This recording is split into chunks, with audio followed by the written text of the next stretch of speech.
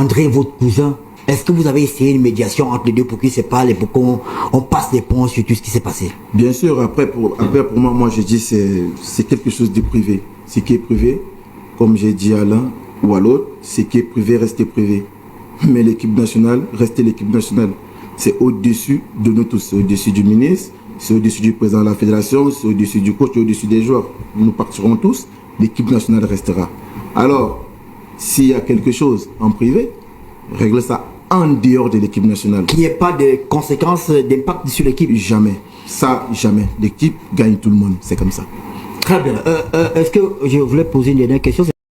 Salut les amis et bienvenue sur votre plateforme. J'espère que vous allez très bien. Ouais, il y a juste le micro. Voilà, ça se passe bien maintenant. En fait, les amis, les choses qui se passent au Cameroun. Ouais, vous avez vu la vidéo là, n'est-ce pas les amis? Ah oui. J'ai préféré vous montrer la vidéo au début. C'est Fabrice Ondoa, comme vous avez constaté, Fabrice Ondoa qui se prononce sur le problème que André Onana a avec Samuel Eto'o-Fils. Et comme il le dit, c'est un problème personnel. Il y a un problème personnel entre les deux. C'est quoi le problème? Imaginons cette scène, les amis, qui s'est passée en Coupe du Monde 2022. Monsieur André Onana a comme sélectionneur Rigobert Song-Bahana. Rigobert Song-Bahana lui donne les instructions. Monsieur Onana ne veut pas respecter et monsieur Onana veut faire comme bon lui sent.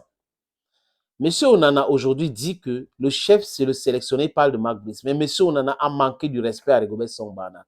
Il n'a pas voulu respecter Rigobert Song-Bahana. Et monsieur Onana aurait même payé les blogueurs pour dire que Rigobert Song n'a pas la qualité de lui entraîner et de lui dire ce qu'il doit faire, qu'il est un gardien de but expérimenté. Mais avec Ten Hag, il respecte.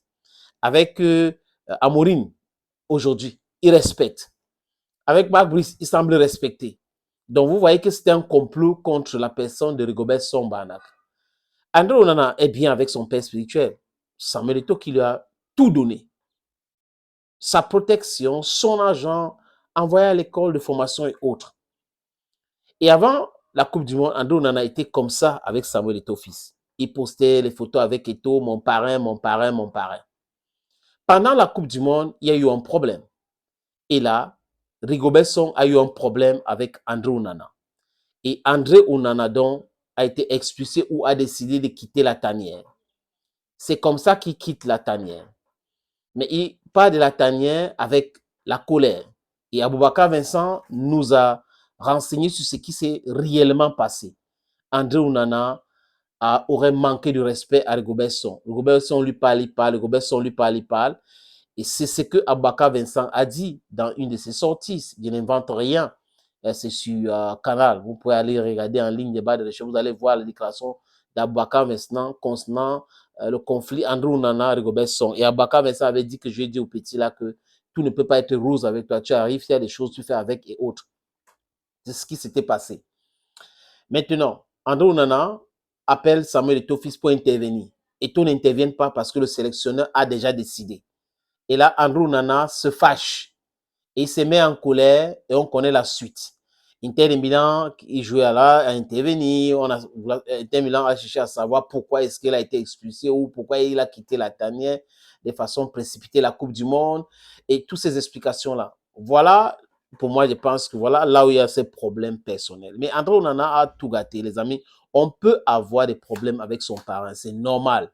On peut être fâché de son parent, mais seulement entrer dans la complicité avec certaines personnes qui veulent du mal à votre parent, ça me semble très bête, très dangereux et c'est ce que je ne cautionne pas. Voilà là où je pense qu'André Onana a tort. Il ne devrait pas entrer dans cette complicité avec le ministre, avec le secrétaire général, avec Marc Brice. Il pouvait régler son affaire en tant que grand garçon et régler ça bien. Mais bon, il a voulu régler ça autrement. Voilà Fabrice Ondoa qui parle clairement et dit que l'équipe nationale du Cameroun dépasse les personnes du président de la fédération, qui est Samuel Eto'o-Fils, que l'équipe nationale du Cameroun dépasse les personnes ou la personne du ministre Moël Kombi dépasse la personne. Il n'a pas prononcé ce nom-là, mais c'est moi qui l'ajoute. dépasse la personne du Premier ministre John Gouté, dépasse la personne de Ferdinand Gongo. L'équipe nationale du Cameroun, ce n'est pas Ferdinand Gongo, ni Mr. Bia. L'équipe nationale appartient à tous les Camerounais, à tout le peuple camerounais. Donc, quand les gars ont leurs problèmes, il faut qu'ils règlent ce problème en dehors de l'équipe nationale du Cameroun. Vous avez vu que Eto'o avait la possibilité lors de la CAN en Côte d'Ivoire de ne pas accepter qu'on en arrive. Regardez ce qui s'est passé avec Noël Le Graët et Benzema. Donc, c'était possible, mais il n'a pas fait. On a essayé de le rapprocher, il a refusé. Peut-être il a ses raisons, mais bon, la paix est bien. Il faut dire vrai que la paix est bien.